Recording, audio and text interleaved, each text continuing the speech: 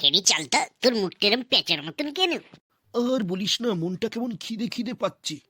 এই আমারও না কেমন পরোটা পরোটা করছে। এই তাহলে পচাদার গরম গরম পরোটা, এক প্লেটে 4টে পরোটা সঙ্গে ডিম, মাত্র 50 টাকা। চলো আমরা তাহলে পরোটা খেতে যাই।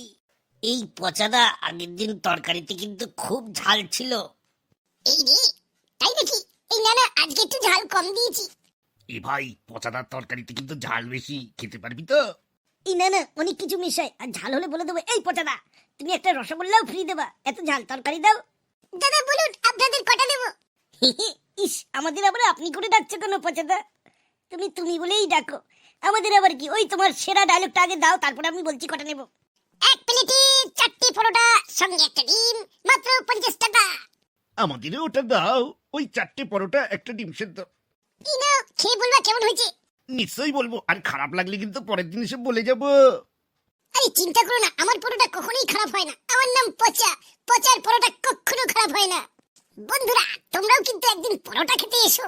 এই পচার পরোটা ভালো ছেঁড়া পরোটা। বল, কেমন পরোটা খেলি?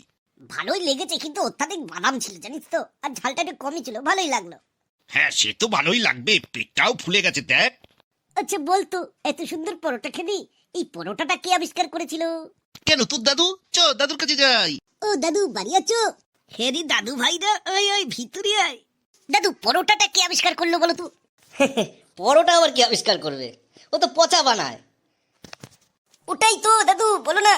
তাহলে শোন, পরোটা ঠিক কে প্রথম আবিষ্কার করেছিলেন তার নির্দিষ্ট কোনো ব্যক্তির নাম ইতিহাসে পাওয়া যায় না। তবে ধারণা করা হয় পরোটার উৎপত্তি প্রাচীন ভারতে, বিশেষ করে উত্তর ভারতের অঞ্চল যেমন পাঞ্জাব, উত্তরপ্রদেশ ও হরিয়ানা। এই বহু শতাব্দী আগে থেকেই পরোটা জনপ্রিয় ছিল। পরোটা শব্দটি এসেছে সংস্কৃত পরাট বা পর্টিকা থেকে, যার অর্থ স্তরে স্তরে ভাঁজ করা রুটি। ময়দা বা আটার লেচি বেলে তার মধ্যে ঘি বা তেল দিয়ে ভাঁজ করে তৈরি করা হয় বলেই এর এমন নাম। মুঘল আমলেও পরোটা খুব জনপ্রিয় ছিল এবং ধীরে ধীরে এটি ভারত, বাংলাদেশ ও পাকিস্তানে ছড়িয়ে পড়ে। তাই সংক্ষেপে বলা হয়, পরোটা কোনো এক ব্যক্তির আবিষ্কার নয়, বরং এটি প্রাচীন ভারতীয় রান্নার ঐতিহ্য। ও দাদু, রাত্রিবেলা একটু পরোটার আলুর দম খাওয়াবা? ধুস বোকা, আলুর দম কেন খাবি?